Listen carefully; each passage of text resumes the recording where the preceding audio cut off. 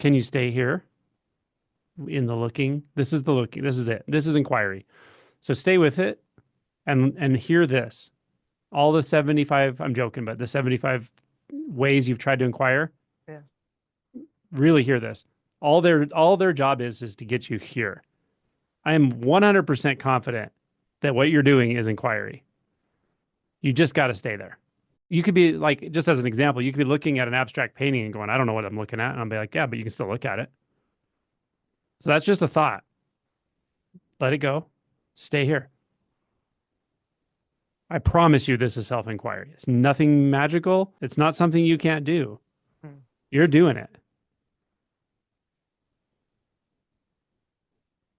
And resting in that query is enough. Mm.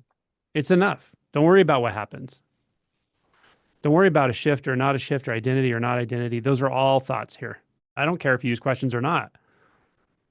Right back here and just stay there. Some people, when they learn to do it, it's hard because they're like squinting and it's like it's so much tension to do that because they're so addicted to thoughts. Recognize thought as thought, discard it. Doesn't matter. I don't care if there's 100 thoughts. I don't care if there's 1,000 thoughts. They're just thoughts. Stay right there. You're not the thoughts.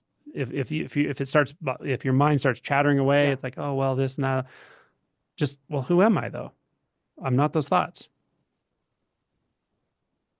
And the mind gets quiet. Let that quiet be your focus point, even if there's chatter in the periphery.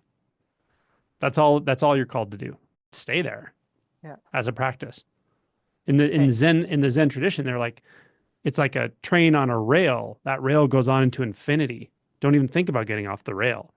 The thoughts will just chatter, chatter, chatter, chatter, chatter, chatter, and then they'll quiet down. And they'll get louder, and then they'll quiet down. Stay on the rail. That's all you're So, called to do. yeah. And the rest is out of my hands and it's out of your hands. Thoughts are sticky. That's just kind of their nature, but you don't have to grab onto them. It's really strange when there's a contrast.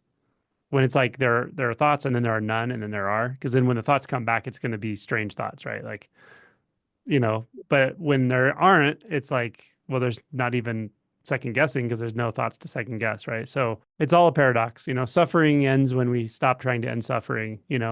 So it's like the suffering drives us to practice. The suffering drives us to want to wake up and drives us into the spiritual journey. And then we find these states of bliss and ecstasy. And then we find these states of despair beyond what we thought we could experience. And we find all of that.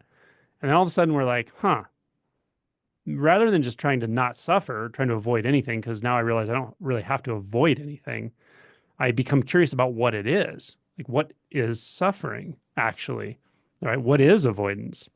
What is that mechanism? Where is it? How does it feel? Like we start to become more and more curious and interested in it. And it will continue to evolve from there as well.